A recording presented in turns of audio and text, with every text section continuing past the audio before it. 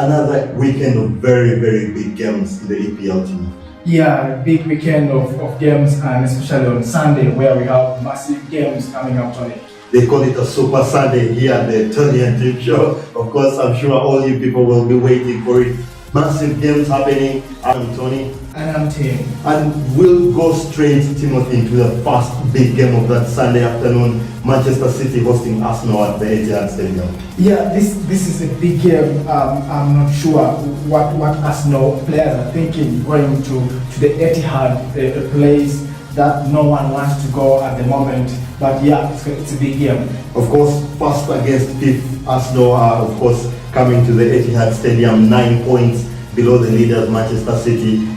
Something that is not something that we're used to in very, very many seasons. It's not usual, of course, but Manchester City, like we've been talking on our episodes, flying at the moment. Lots of goals getting scored there. Yeah, Man City is flying at the moment. I keep saying they look unstoppable. And today Wenger was reacting to it when was asked, is the Man City side going to be mimicking the Invisibles in 2004? And Wenger said it's a long way with 28 games yet to go. So this could be an incentive for him going to the Etihad and saying, to try and stop there. Right? Exactly, Tony, exactly. But of course, we'll wait and see what Pep is ready to give Wenger. Of course, he is a manager that they've met lots of times, even while he was at Barcelona. Arsenal used to draw Barcelona in those games. Yeah. Arsenal got a few very important wins then, but this seems to be a very, very interesting one. I don't know how Wenger is going to manage it. City, of course, currently don't have many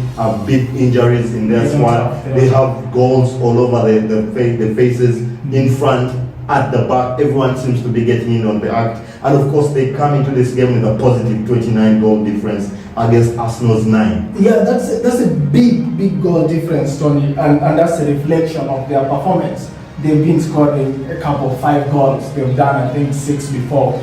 And 7. And 7 too. So this worries an Arsenal side whose formation seems not to tick yet. So to me, if Arsenal is going to this game and play expansively without a formation or without trying to be cautious, they might get punished. Overrun in this game.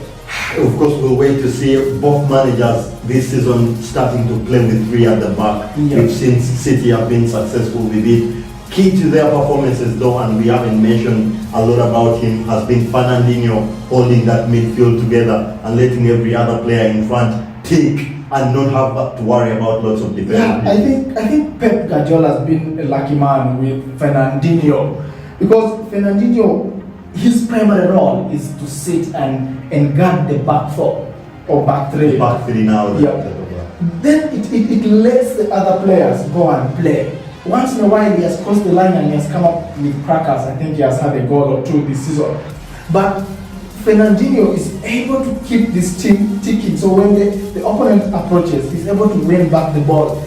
And I would like to see the same player in Arsenal. Right now we do not have, I don't know, Tony, Xhaka, Elneny, Coquelin. Who do you think is going to do this role? I think that midfield battle is one that we should be very, very praised for. Xhaka is one particular player that has been having on and off games this season. There are games when he comes and he has a scintillating performance, very nice balls. Yeah. Then another game he comes and is misplacing the passes. Yeah. He's putting in very late challenges. Yeah. So it will be a very interesting game to watch. Of course, Fernandinho he has his disciplinary issues, but I don't think it even gets close to Xhaka. We see him losing his head very many times, especially when Arsenal is being outplayed. And this is one game where we expect Arsenal to be outplayed. Of course, we would expect Arsenal to be outplayed. But I remember when Arsenal won at Man City, we again expected Man City to overrun Arsenal, and they came up with a good, I think, Giroud that time. But for me, that's been almost 2 years ago. Almost 2 years ago. But I would worry for Arsenal, especially with Kolasinac doubtful for the game. That's a big miss for Arsenal, of course.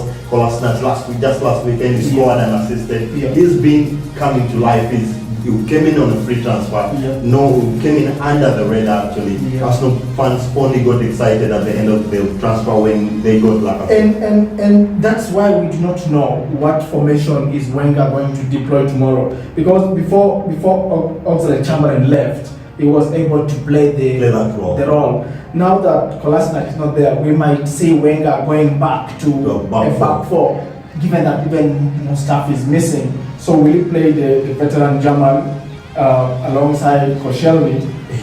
So we need to know what is the formation. But again, I think it's going to favor Wenger because with a back four, he deploys three midfielders. An extra midfielder. I think he needs an extra midfielder in that game. I definitely think he needs an extra midfielder. Fernandinho, David Silva, and Kevin De Bruyne have been seen almost scintillating. Yes. They have a lot of pace also, and that's where I have a slight worry when you mentioned that Mertesacker is one of the people that have been mentioned in the starting lineup. But of course, we'll talk about the goals have been coming in the front. Of course, for Arsenal now, we've seen it a couple of games. They're starting to pick up Lacazette, Ozil, and Sanchez. Yeah. We shall wait to see how they pick up against Sergio Aguero, Gabriel Silva, and Leroy Sané, who has the most goals. He has been involved in the most goals in the season so far. Yeah. 11 goals, that's 6 goals and 5 assists. Yeah. He's one of the informed players that we'll wait and see. My other biggest issue for Arsenal and where they've been having a bit of a problem of late is their goalkeeper Peter Cech is not keeping clean sheets. And in a game of this magnitude, I'll wait to see what he does against. Peter Cech has to up his game. I think he needs to step up. He's one of the senior players in this Arsenal team. But again, for Lacazette, Ozil and Sanchez, I think this is the right stage to audition yourself. To show that you're world-class player. Exactly. So I would believe, I just want, Sanchez's game is always almost at 90%, 100. He gives you everything. I just need Ozil to step up in that game, and also Lacazette. I think if these two play and with Sanchez backing them, they might have a go on the City. No one has tested the City defense. Another incentive for Alexis Sanchez, of course, will be that Manchester City have been courting him. They almost missed out at the deadline day and transfer, but he'll want to show that even while you're scoring all these goals, I still can come in and help you. I do not know what is going inside Sanchez's head, but every time he watches, if he watches Man City team, I think he also worries and says, do they still need me? What is my position in that team? Because ever since Sané got in the team, he's not gone on bench. He's not. Sané looks to be caught in his position and saying, this is my number 7. And then Aguero and Jesus are struggling to be the main man in front. So Sanchez has to worry also, and he needs to actually to prove tomorrow and show Pep, this is why you need me. So that's why I think it's going to be a close game. It will game. be very interesting. Of course, Aguero just scored his 178th goal there, of course, breaking that almost 80-year record at City. Now they're leading goal scorer, and he's struggling to get into the team. Very interesting. He's having to have a back and forth with Jesus. This promises to be a very big game, very interesting. I expect to see goals in this game. I've not seen Peter Cech convincing. I think Arsenal will let in a few goals, but I wait to see what Ederson will do against a man like Sanchez. And that's why I expect Man City to concede a goal. I think Man City will win at the end of the day. I think they'll concede one goal. That's how I'm saying Man City will win 3-1. I would have hoped that Arsenal would have a go, but their record against the top 6 sides, like we've mentioned, doesn't give you a lot of optimism. For that reason, I'm going for a 3-2 win for Manchester City. We'll wait and see how that builds up. We'll wait and see how that builds up. Of course, immediately after that game closes, without even further ado, we'll have a Manchester United going to the bridge. Mourinho taking his charges to Stamford Bridge this season. Yeah, it's a reunion of some of the faces, Mourinho, Matic, and Lukaku, though he was young when he left Chelsea. So it's a game that I want to see. A lot of incentive in this game. Yes, Conte is coming to this game back from a loss, so it was an incentive of trying to get back to the winning ways and keep in touch with Man United. for the start because City is a bit fast. Just before we run into that game, Timothy, Yeah. I've seen signs of cracking under pressure for Antonio Conte in this season. Yeah, they call it the second season syndrome after winning the championship. And maybe this is it. Fabregas actually was then coming out saying it's hard to compete in 4 fronts. So maybe this is starting to get We've definitely seen in the headlines, he was there having a little bust up with the players Yeah. in the dressing room. Yeah. Something seems to be amiss. But Chelsea coming, of course, from a 3-0 loss to Roma in the midweek in the Champions League, they find themselves in 4th place right now. Not ideal for a title holder, Yeah. of course. But we'll see some very interesting news. We saw N'Golo Kante training during the week. Do we expect him to be back? Yeah, N'Golo Kante actually has trained for almost 1 week now. He was training even last week, and that is key to this fixture. But also, Of course, we've said that Kante on the pitch, it's almost like 12 people. exactly, he plays everywhere. He's a He dynamo. covers all the blade of grass. But does Conte say I can play Kante in such a big game just from injury? Without much fitness. Exactly. Or will he say, do I put him on bench? So it's something that Conte has to look through because he has all his midfielders fit now. Of course. Bakayoko, Fabregas, Drinkwater is So Drinkwater in the So midweek. who do you But he did put in a very good performance. Yeah. This, of course, another big game following a big game. Yeah. I don't know how Drinkwater will be playing. Of course, if Drinkwater plays with N'Golo Kante, we'll be seeing them partnering for the first time Yeah. since that very scintillating Leicester side Yeah. won that Barclays Premier League. But of course, one very key statistic, Timothy, is that United have not beaten Chelsea at the Bridge since 2012. Yeah, United has struggled at the bridge. And by they won in 2012. But also, if And you look what at- Sir Alex Ferguson yeah, said. if you look at so before that, they kept struggling. They kept struggling at the bridge. So it's a chance I thought again Mourinho has to take. And if he can play this time, then maybe United can try to get a result. I cannot look at Chelsea. Chelsea have been dropping points and also losing the Champions League. But if it will be surprising if Mourinho goes again and packs the bus. It will be very interesting, of course. Does it now go away from the result approach? These are big games, big clubs. You ought to be taking these points. You ought to be having a go at the people that you're competing directly with in the trophy, of Tony, course, for the trophy. Tony, if Mourinho wants to win the title, he has to look at his nearest rival, who is Man City, and then you compare your results. Man City played, I think, 3 weeks ago at Stamford Bridge, and they won their game. Meaning, if you're the right competitor, you have to win that game. You also have to So show it's us. United to go and attack Chelsea. Of course, Chelsea will have the incentive of closing that 4-point gap between them and United. Yep. If they win, they go to just within a point. But of course, that means that City might break away if they have the win in the Arsenal game. Yep. So it's a big game. Of course, Chelsea don't have very many injuries. We only have the Victor Moses injury Yep. for them. So they might go with Zappa Costa or even push Azpilicueta to Yep. the wing back row. We've seen him playing there, and he has been, of course, playing very, very well. Manchester United still having their long-term absentees in Fellaini, Pogba, and of course Carrick. I think Pogba is still a big miss for United. Ever since Pogba got injured and Fellaini came in, yes, we thought Fellaini has stepped up, but the games that Fellaini played, they're not of this magnitude. So I think had Fellaini even been there, Mourinho actually would have deployed still Herrera just to keep. I think Herrera is one of those players that plays really well in the big games. Yeah. Unfortunately, the biggest problem for them right now is that Lukaku is still struggling to find the goals against the big clubs. So this might be, like we said, because it's coming back to a parent club, Yeah. he might want to show. He might want to show what I he can think do. Lukaku needs to score. To silence the critics, he should get a goal. Of course, against Mourinho Man said City. he's undroppable. Of course, he called him undroppable, and let's see what he said, what he does in this game, Tony. Of course, a very big, we'll want to see, but of course, Manchester United coming against a Chelsea side that lost in the midweek. Manchester United themselves haven't been playing very well after the Champions League nights this season. We saw after one of them they lost to Huddersfield, Yeah. and we'll wait to see what they do Of course, this time. and I think it will be a very busy afternoon for De Gea.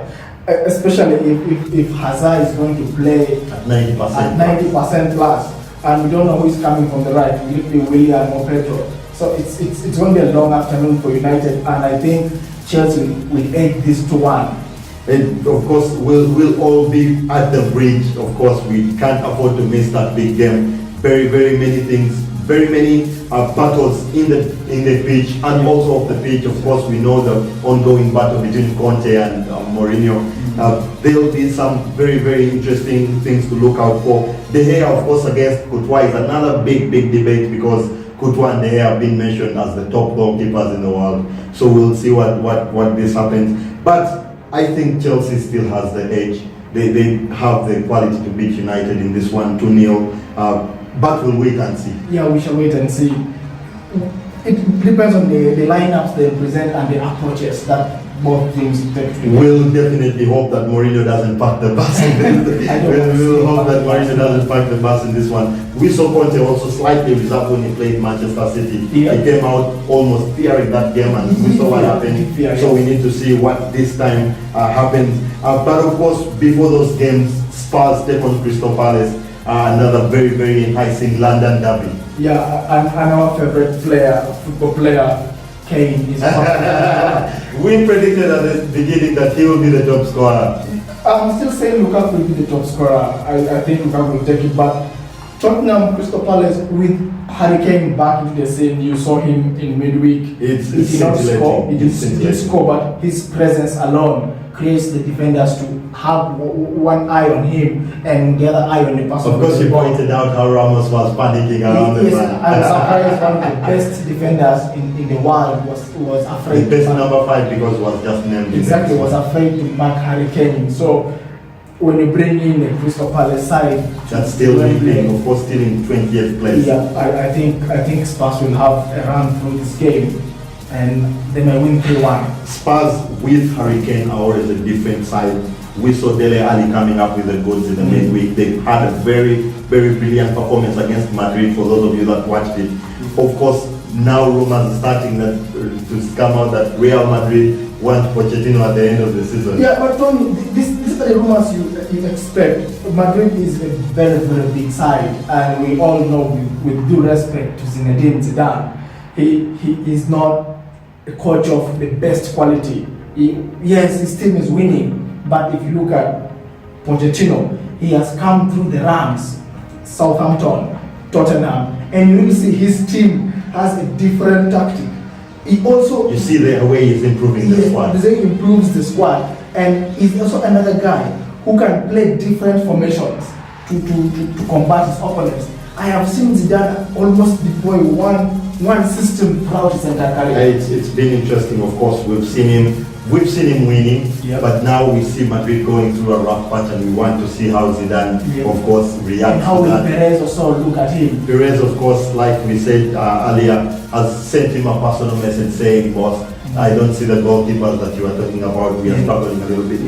But of course, that comes when your team is playing exceptionally well, which Spurs are currently doing right now, and I think they'll overrun this Palace side and hit them for 4 against 1. So I think that will be a 4-1 win for Spurs in that game. What do you think, Timothy? I still think Crystal Palace might try to attack. I mean, this team, even if you tell them to be defensive, those heads in front, Zaha, Townsend, would like to find a goal. So I think they will get a goal, but Tottenham will win 3-1.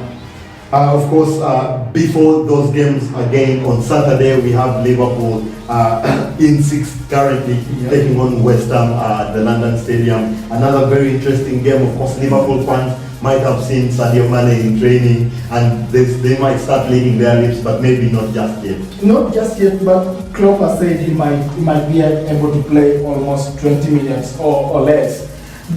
The beauty of football, or the beauty of the Premier League, Tony, when Liverpool lost, when they lost that game against Tottenham, Klopp came out saying, "We are 9th, we can't think of top 4." And then the next week, they win 3-0 against Huddersfield. And Klopp changes his words. Already. The team is playing well. So you don't know.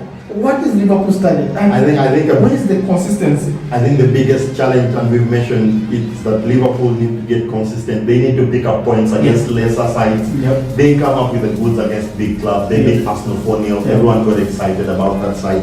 Then they went on and lost some very, very critical points. So this is a West Ham game. West Ham team that's struggling a little bit. They find themselves in 16th place. So Liverpool might want to beat them. Of course, Wijnaldum, we saw Wijnaldum in the midweek lifting off, so he might not be. He had a scan actually today. He might not be able to play this game. But West Ham, Timothy, playing very, very good football. Of course, starting with their Carabao Cup win against Tottenham, and then last weekend just losing those 3 points at the last day. Yes, Tony, you've mentioned that West Ham is actually 16th right now, and that is the overall performance in the season. But if you look at the last 2 weeks, I think the West Ham side has changed. That win against Tottenham lifted up the entire crowd, and they were so unfortunate to drop points against Crystal Palace. So I think if they still have that mojo to go on, they should be able to have a go against Liverpool, especially with the Liverpool defense. Coutinho may not play, doubtful still. So you might think, love and believe to say, guys, let's try to have a go. Let's have a go. Of course, they're at home in this one. I think though Liverpool still has enough in their tank to beat West Ham. Of course, after their 3-0 win in the midweek against Maribor, they've beaten them 10 goals on aggregate over 2 legs. So we might be starting to see a Liverpool side that is 13 goals for Liverpool in 3 games. Yeah, 13 goals in 3 games, but I still think West Ham will have a goal for this game, and I think it should be a draw. I think it will be a draw. Interesting. I think Liverpool will still win that one. I've gone for a 3-1 win for Liverpool. It will be interesting. Liverpool still need to catch up with the people that are ahead of them. Of course. So this will be a very, very big game. Massive for Klopp, for all the praises he's had for his team. Yeah. He still believes in them. He loves his team.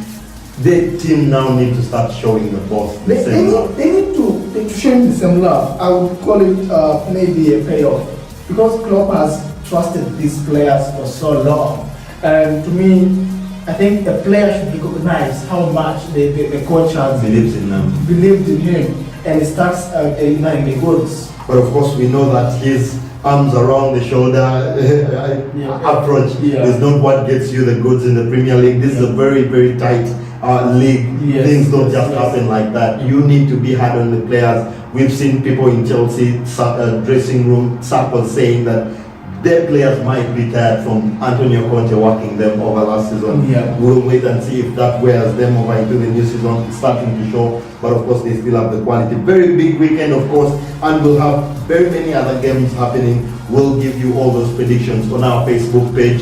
Just stay tuned there, and we'll be giving you more of the information while it comes in, who is in and who is out before the games kick off tomorrow on Saturday. So keep following our page in Facebook, The Tony and Tim Show. Check out our YouTube channel as well. Just click subscribe, The Tony and Tim Show still. And on Sunday, if you're not watching the games live, the big games shall be bringing you the talking points, the goals, as they come in. As they come in. Of course, we have our match day live segment on every time we have a big game. Just so keep tuned for the big highlights and the big talking points as the games go on. Of course, on our Facebook page as well. And we'd like to hear your feedback as well. We'd like to hear your predictions. We'd like to hear your comments, and we'd like to hear your suggestions as well. So thank you very much for staying tuned. Timothy, any last word for them? Let's enjoy the weekend. Enjoy your weekend of football from us at the Tony and Tim Show. Goodbye for now. Goodbye.